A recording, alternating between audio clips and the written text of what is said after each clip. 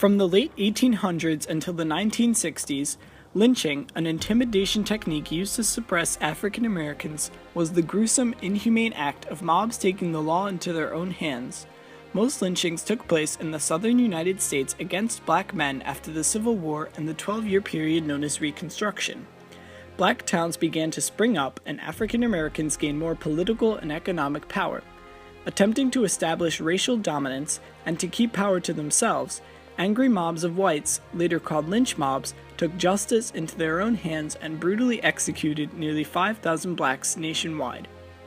One black journalist of the time, Ida B. Wells, documented these acts of terror and led an anti-lynching crusade.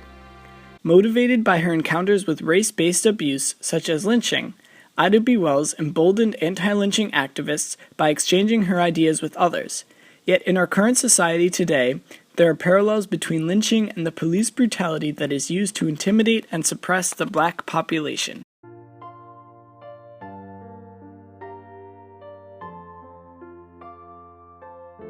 On January 1, 1863, Abraham Lincoln issued the Emancipation Proclamation, declaring slaves in the rebelling southern states free, eventually causing the end of the Civil War.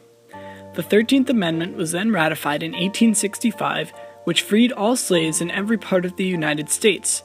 Following the liberation of the slaves, a great deal of tension arose between blacks and whites, particularly in the South. Many white citizens felt that the influx of competitors into their local economies would cause them financial harm, when, in reality, freed African Americans were often very poor and actually helped struggling plantations to survive by providing inexpensive labor. Many Southerners blamed the Northerners for the freedom of African Americans and the impoverishment of their land, which caused even more racial tension between the whites and blacks in the South. Thus, in the Reconstruction era that followed, many whites were horrified to see the gradual progress African Americans made in terms of economics, equality, and politics.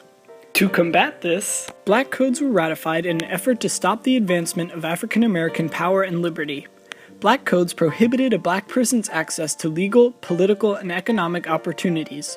White fear of losing this racial preeminence triggered the emergence of lynch law, which the Virginia Lancet, a Republican newspaper, defined as the name given to the summary infliction of punishment by private and unauthorized citizens. Slowly, it became more common around the country, and whites said it was necessary to defend America from African American crime and America's unstable legal system. It took a reporter and journalist, Ida B. Wells, to make aware to the public about what was happening to the South. Ida B. Wells was born a slave on July 16, 1862 to two enslaved parents, James and Elizabeth.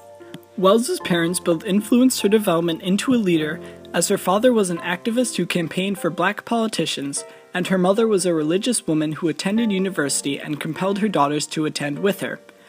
At Shaw University, Wells read nearly the entire library, which was strongly encouraged by her mother and had a major effect on her career as a writer. Despite their profound impact on Wells, she was, arguably, most influenced by their deaths. In 1876, while she was traveling in the country, tragedy struck and both of her parents died of yellow fever. Despite doctors telling her not to return to the epidemic-struck area, she rushed home, feeling the duty to take care of her 5 younger siblings, which reflects the self-sacrifice she would later go through for the benefit of her race. Ida B. Wells fought against lynching, violent encounters between whites and blacks in America from the late 1800s to the mid-1900s.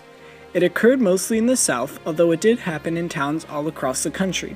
Between 1882 and 1968, over 4,500 Americans were lynched. Over 75% of those people were black, 94% of whom were killed by white mobs. Lynching was mostly about making members of the black community fear what would happen if they attempted to become anything more than a second-class citizen. Lynching was accomplished with shootings, hangings, and burning at the stake. Throughout her life, Ida B. Wells encountered the boundaries separating whites and blacks in her community. In 1884, Wells was working as a schoolteacher in Woodstock, Tennessee. On May 4th, she was taking the train home from work, the only black woman in a first-class car, when she had a life-changing encounter with the conductor. The conductor asked her to move to the smoking car, despite Wells having already purchased her first-class ticket. Wells, knowing that submitting would only please the white oppressors, refused to do so. prompting 3 men to drag her into the smoking car. Needless to say, Wells did not take kindly to this and chose to exit the train at the next stop. As soon as she returned home to Memphis, Wells hired a lawyer, sued the Chesapeake and Ohio Railroad Company, and, shortly after, was awarded $500 in damages as the railroad had broken the separate but equal doctrine established in the famed 1896 Plessy v. Ferguson case. However, the defense appealed the decision to the Tennessee Supreme Court and the decision was reversed. Despite her eventual loss, this case generated lots of attention from people of all races, as rarely were African Americans so bold against white oppression. This idea of defiance was exchanged frequently among activists, and emboldened Wells to write a column in The Living Way, where she publicly discussed her views on the sensitive topic of her mistreatment on the train. It spread throughout Memphis.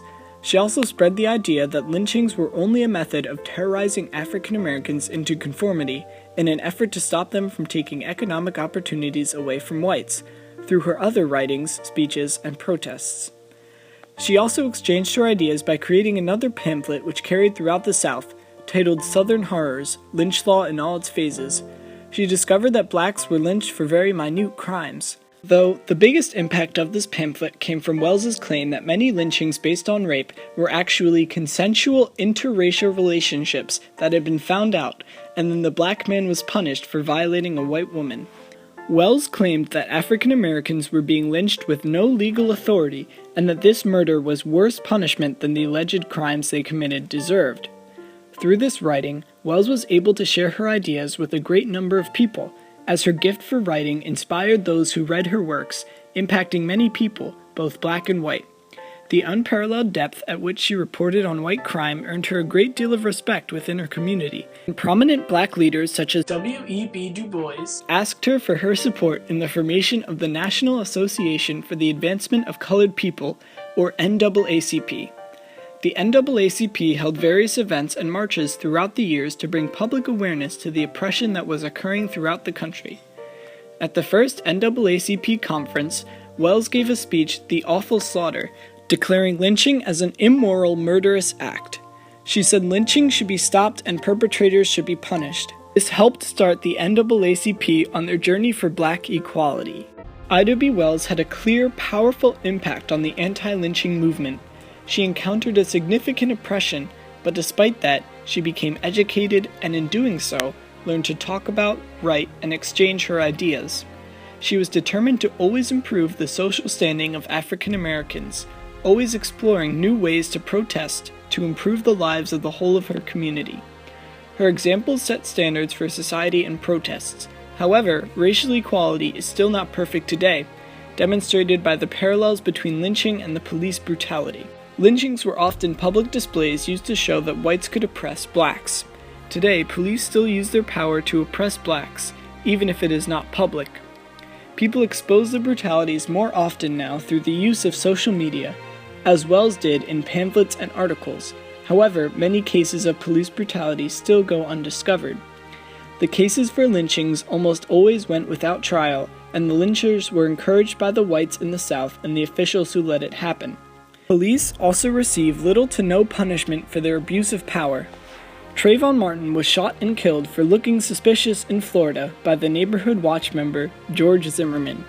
He was not a police officer, yet he acted in the place of one with no authority and killed the teenager. This murderous act was unnecessary and morally wrong, yet he was not convicted for it. Black people in America are more likely to face illegal types of persecution today because of their race. And although the size of the black population in the United States is about 1/5 of the white, according to The Guardian, black people are 3 times more likely than white people to be killed when they encounter the police in the United States. The NAACP and leaders like Ida B. Wells helped lead the movements to end lynching. Yet today, lynchings and various types of violence are reflected in our society. Most encounters were violent attacks against blacks, and we can still see the oppression of black people and their power through media. The exchanges of ideas, then and now, influenced by brave leaders like Wells, have slowly helped blacks earn their place in American society. But although America is slowly moving forward, the past still echoes in many of our current actions.